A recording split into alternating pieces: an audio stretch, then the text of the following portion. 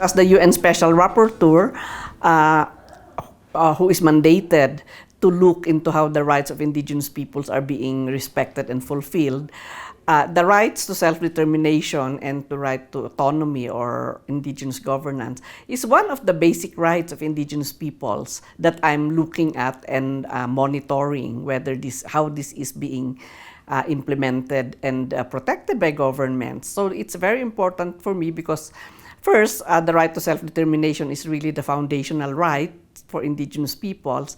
But secondly, I think that the right to be able to set up your own and operate your own indigenous governance system is really crucial in terms of ensuring the continuing survival of indigenous peoples. So that's why it's really important, and it also gives hope, for me, who has been looking at the situation of indigenous peoples and looking at the worst kinds of human rights violations. When I go to communities and see indigenous peoples who are governing themselves, setting up their own education and health systems, it gives me hope that that indigenous peoples are really tenacious in terms of wanting to put up systems that will allow them to develop a society that they would like to live in. For me, that's really a sign of hope that things are not as hopeless, as we can see in the other areas of violations of rights. Well, the challenges that I see in terms of how the indigenous peoples are operationalizing their indigenous governance systems,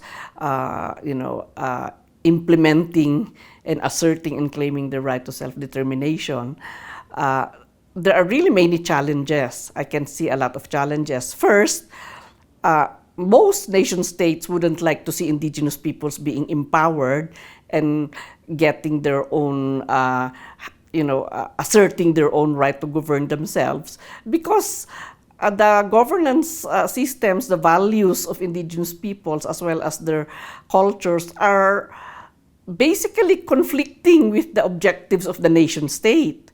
Nation states would like to engage in basically they're obsessed with economic growth. They would like to go into extractive industries. They are promoting individualism, hyper-individualism, because this is the way that the state can control everybody. So it really goes against the grain of what indigenous peoples like, no? So that's first. I think there's a major contradiction between the objectives, the philosophies and worldviews of that nation states promote. It contradicts the values and the worldviews and the cultures that indigenous peoples would like to perpetuate. So that's the first challenge. How do you match that? And is it possible to even have these two systems existing side by side? So that's the first challenge. The second challenge is, of course, the state, the nation state, the dominant societies who don't understand indigenous people's rights. They are very discriminatory and racist against indigenous peoples. So they have this mindset that indigenous peoples are stupid, they are savages, they are backward, and therefore they can never govern themselves. So that's the other big challenge that you have to counteract. And then thirdly, the state employs all its tools to stop indigenous peoples from asserting the right to self-determination. They go to the indigenous communities, they try to assimilate them into the dominant society if they are resisting against the so-called development projects that the state wants to bring to their community. Then they are treated in the worst ways. They are treated with impunity. They are criminalized, they are displaced, and they are put in jail or they are killed. So that's the third challenge. How do you deal with that? I mean, it's like bringing all the different forms of human rights violations into the picture. And then fourthly, the states will it will be very difficult for states to provide resources for indigenous governments, no? Because they would like to sustain their dominance and their control over the indigenous peoples. So why should they provide resources that will allow indigenous peoples to pursue their own development track, which in many cases might not be the same as the development track of the government. So these are the kinds of challenges that they face. So of course, and then another challenge is the capacity of indigenous peoples themselves to be able to govern, to self-govern, because of course many of their systems have been destroyed. In some cases, their languages have disappeared. They have to really recover the cultural values that they would like to share and use and transmit to their future generations. And many of what happened to them has destroyed this. No, so they have to do a lot of recovering of those that are lost, and they also say that they would like to recover the way they have governed themselves in the past. And it's not easy to do that.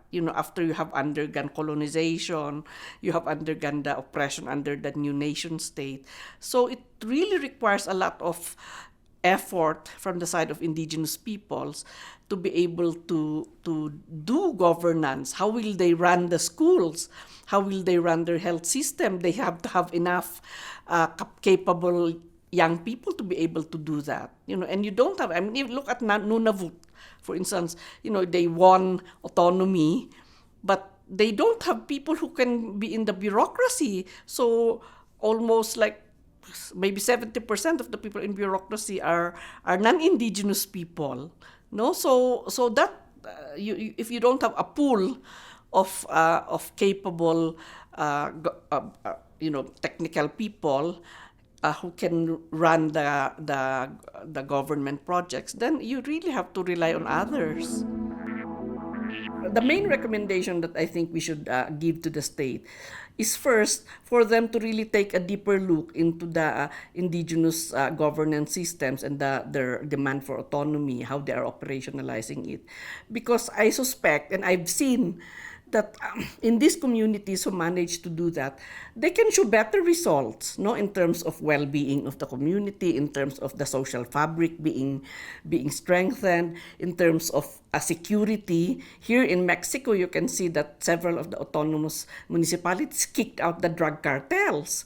And if you have a country like Mexico which cannot get rid of the drug cartels, they should thank indigenous peoples who manage to do that.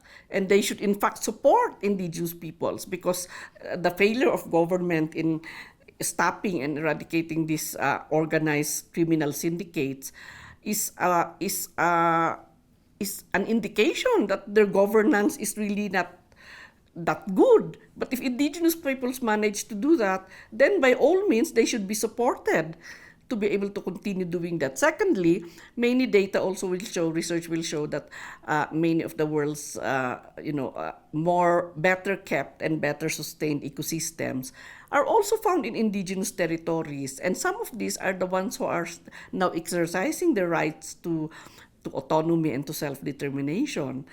Even here in Mexico, you can see that many of the community forests that have been touted as one of the achievements of Mexico, most of these are indigenous territories. No, so keeping the forest intact, maintaining the biodiversity in the country, a lot of that is to the credit of indigenous people. So I think that the message to governments is for them to look at the positive outcomes of indigenous peoples governing themselves and acknowledge that these are contributions to national development, and that and stop looking at indigenous peoples as if they are obstacles to national development. No, so I think those are some of the key messages that we want to give. And of course, if they are able to maintain better peace and security, if they are able to deal with the conflicts amongst themselves and between themselves and others, why shouldn't you reward those kinds of efforts? I mean, for me, it's like so so logical that if governments are really not discriminatory, they are not racist, and they are willing to look at the contributions of indigenous peoples and regard and deal with them in an equal and non-discriminatory manner, then they will realize that indigenous peoples are providing a lot of contribution in nation building.